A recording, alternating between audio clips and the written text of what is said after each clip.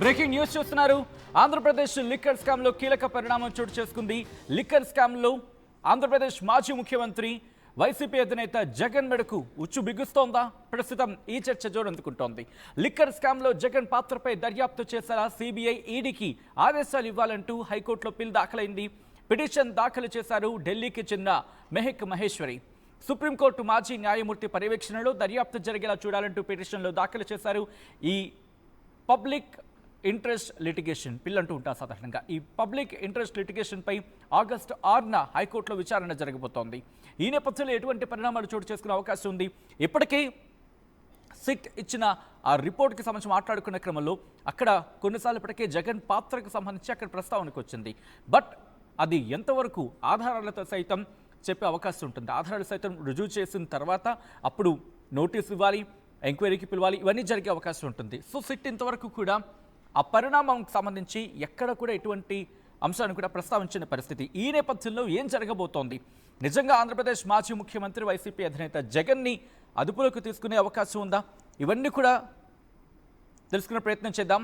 మా ప్రతినిధి కృష్ణమోహన్ అప్డేట్స్ అందించేందుకు మరి కాసేపట్లో లైవ్లోకి రాబోతున్నారు. మరీ ముఖ్యంగా వైసీపీకి సంబంధించి వైసీపీ అధినేత మాజీ ముఖ్యమంత్రి జగన్కు కొత్త కష్టాలు మొదలయ్యాయా? ఎందుకంటే ఇంతవరకు ఆ అంశానికి సంబంధించి మాట్లాడుకున్న క్రమంలో ఆయన జైలుకు వెళ్తున్నారు, పరామర్శిస్తున్నారు, అరెస్ట్ అయిన వాళ్ళకి సంబంధించి ఇప్పటికీ ఆ వేదికగా కౌంటర్స్ ఇస్తున్న సందర్భాన్ని మనం చూసాం.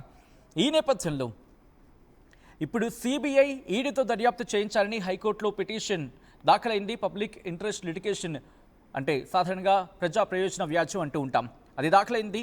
వచ్చే వారం ఆ పిటిషన్ విచారణకు రాబోతోంది. వచ్చే వారం అంటే ఆగస్టు 6న వైసీపీ హయాంలో జరిగిన అవినీతికి సంబంధించి ఒక్కదానిపై విచారణ చేపట్టాలి.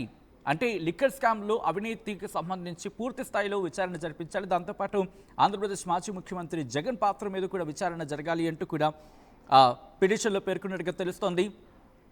ఈ నేపథ్యంలోని ఇటు అడ్వకేట్ మహేశ్వరి ఈ పిటిషన్ని దాఖలు చేసినట్టుగా తెలుస్తోంది. డీటెయిల్గా అసలు ఏం జరుగుతోంది, మరి ముఖ్యంగా సిట్ అంటే స్పెషల్ ఇన్వెస్టిగేషన్ టీం సిట్కి సంబంధించి సిట్ ఇన్వెస్టిగేషన్ కొనసాగేలా ఆదేశాలు ఇవ్వాలని చెప్పి పిటిషన్లో హైకోర్టుకు వివరించడం జరిగింది. తన వాదనలు స్వయంగా వినిపించారు ఇన్ఫ్యాక్ట్ మహేశ్వరి.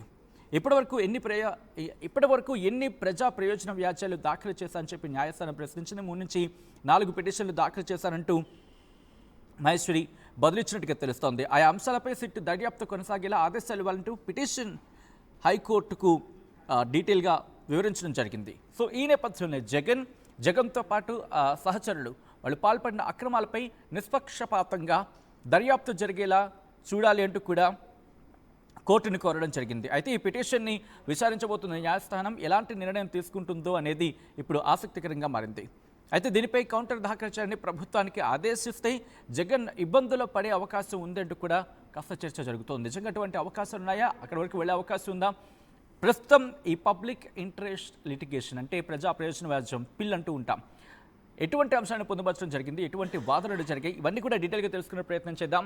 మా AP input editor Krishnamohan updates అందించేందుకు సిద్ధంగా ఉన్నారు. కృష్ణమోహన్, మరి ముఖ్యంగా ఇప్పుడు సిట్ ఎంక్వైరీకి సంబంధించి సిబిఐ ఈడీతో విచారణ జరిపించాలి అనే అంశానికి సంబంధించి ప్రస్తుతం చర్చ జరుగుతోంది. ఆ ప్రజా ప్రయోజన వ్యాజ్యం దాఖలైనట్టుగా తెలుస్తోంది.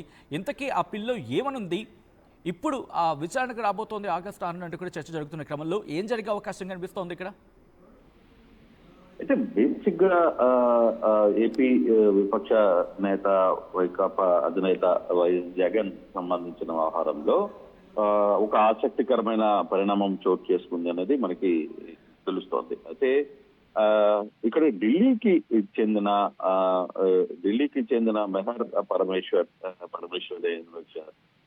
మెహర్ మహేశ్వరి అనే ఒక లాయర్ ఢిల్లీ కేంద్ర సంస్థలకి ఒక ఫిర్యాదు అయితే చేసింది. దీంట్లో సిబిఐ, ఈడీ, ఐటీలకి పూర్తిగా కూడా ఒక సమాచారాన్ని ఆమె ఫిర్యాదు చేసింది. ఆ సమాచారం దేని మీదుగా, ఎవరు బేస్ మీదుగా ఇచ్చిందంటే, ఇటీవల గవర్నమెంట్ మారిన తర్వాత, కూటమి ప్రభుత్వం ఏర్పడిన తర్వాత కొన్ని శ్వేతపత్రాలను విడుదల చేసింది. అంటే ఇటీవల ఈ మధ్య కాలంలో దాదాపుగా 4-5 శ్వేతపత్రాలని అసలు ఏం జరిగింది అనేది టీడీపీ ప్రభుత్వం విడుదల చేసిన నేపథ్యంలో ఆ శ్వేతపత్రాలని ఆధారం చేసుకుని, అంటే టీడీపీ ప్రభుత్వం విడుదల చేస్తున్న శ్వేతపత్రాలని ఆధారం చేసుకొని ఈమె ఈ మెహర్ మహేశ్వరి ఇప్పుడు హైకోర్టులో వ్యాజ్యం వేసింది. అట్లాగే ఈడీకి, ఐటీకి, వీటన్నిటికి కూడా కంప్లైంట్ అయితే చేసిన పరిస్థితి అయితే ఉంది. అంటే దీంట్లో ప్రధానంగా వివిధ రంగాల్లో వైసీపీ ప్రభుత్వం అవినీతి ఎలా చేసిందో,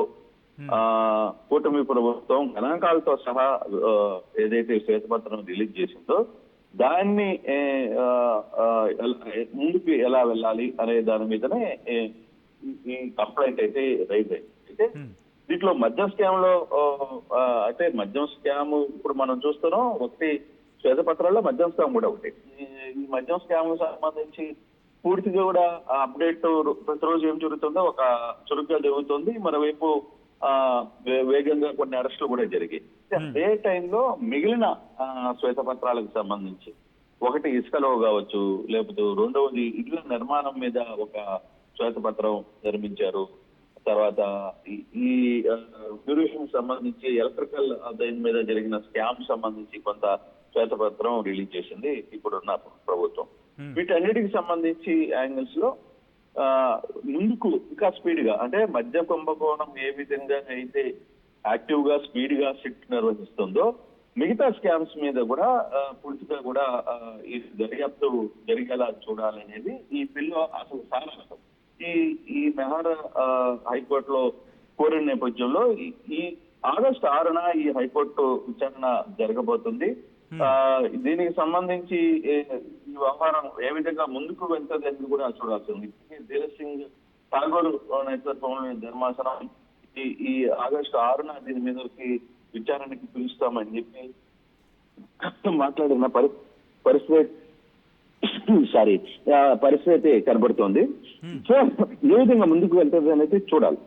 అంటే ఈ కేసు ఇప్పుడు హైకోర్టులో వేశారు కాబట్టి, అంటే ఢిల్లీకి చెందిన వ్యక్తి చేత ఈ కేసును అయితే వేయించారు. సరే, ఈ కేసు కోర్టు విచారణలోకి తీసుకుంటే ఒకవేళ ఆగస్టు 6న ధర్మాసనం జరిగితే దాన్ని ఎలా ముందుకి తీసుకువెళ్తుంది అనే అంశాన్ని ఒకసారి పరిశీలించాల్సిన పరిస్థితి అయితే ఉంటుంది. ఇది ఏ విధంగా ముందుకు వెళ్ళిపోతుంది, అంటే సిట్ కి సంబంధించి లేకపోతే మిగతా అంశాల మీద దర్యాప్తు ఏమైనా చేయమని ఆదేశాలు ఇస్తుందా, లేకపోతే ఏ విధంగా ముందుకి ఆదేశాలు ఉంటాయి. దాని ముందు పిటిషన్ ని స్వీకరిస్తారు. బిల్లు వేశారు కాబట్టి అది వెంటనే నెంబర్ కావాలి. ఇంకా దీని మీద కొత్త చర్చ జరగాలి, వాదనలు జరగాలి.